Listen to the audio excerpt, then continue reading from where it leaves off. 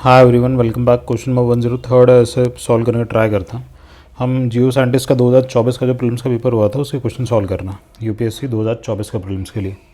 Real time में examination conditions में कैसे क्वेश्चन को अप्रोच किया जा सकता है वो देख रहे हैं। तो चलिए देखते हैं क्वेश्चन के। Which the following statements about good governance index are not correct. Not correct की बात कर रहा है, GGI से रिलेटेड। ठीक है, स्टेटमेंट्स देखता हूँ। स्टेटमेंट्स क्या, पहले तो ऑप्शन देख लेते हैं कैसे बना है। 1 2 2 3 4 2 4। ठीक है, देखते हैं आप।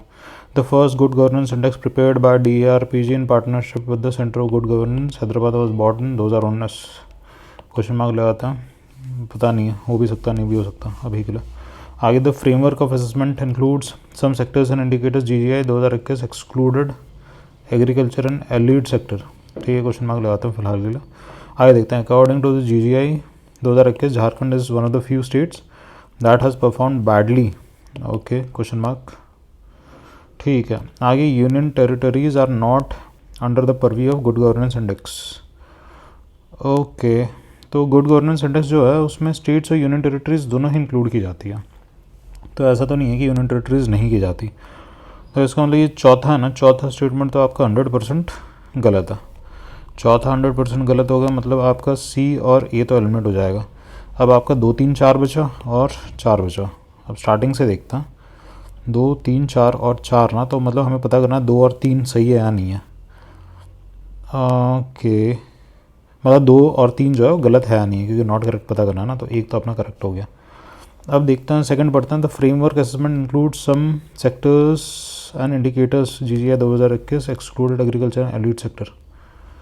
अब जो गुड गवर्नेंस इंडेक्स है इसमें स्पेसिफिकली कुछ अराउंड शायद कितने सेक्टर थे यार, अभी एग्जैक्टली नंबर तो याद नहीं आ रहा मुझे, बट अराउंड 10 सेक्टर कुछ इन्होंने कंसिडर किए थे ये रैंकिंग वगैरह निकालने के लिए।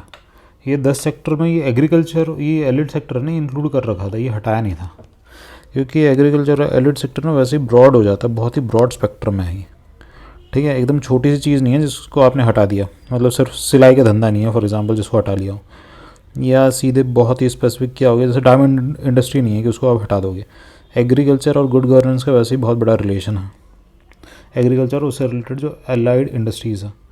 तो अगर पेपर में 100% आप सही भी, मतलब समझ लो दिमाग में क्या क्या चल रहा हो सब, कि गारंटी नहीं है कि सही हो सकता है नहीं हो सकता, बट फिर भी आप किस साइड जाते हो, आपने जो पढ़ रखा है उसके हिसाब से। गुड गवर्नेंस इंडेक्स है, अगर आपको उसके बारे में एग्जैक्टली पूरा आइडिया नहीं है, बट ठीक है वीक आइडिया, फिर भी क्वेश्चन को कैसे सॉल्व कर सकते हो।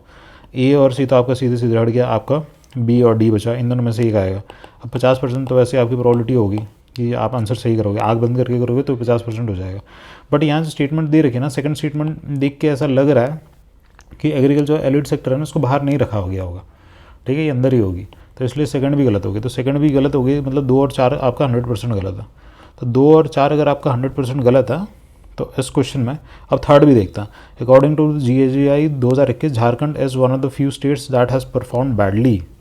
ठीक है, तो झारखंड अगर ओवरऑल आप स्फीयर में भी देखो, ओवरऑल इकोनॉमिक स्फीयर में, तो झारखंड एज सच इतना डेवलप नहीं है as compare to other states such as Gujarat हो गया, महाराष्ट्र हो गया, कर्नाटका हो गया। तो on a safe side you can assume that इसने शायद बुरा परफॉर्म किया होगा। इस क्वेश्चन को सॉल्व करने के रिस्पेक्ट में ही हम बात कर रहे हैं सर, ठीक है, इन जनरल नहीं कर रहे। तो उस हिसाब से 2 3 4 को आप मार्क कर सकते हो। ठीक है, तो एग्ज़ाम में मोस्टली इसका आंसर 2 3 4 ही होता।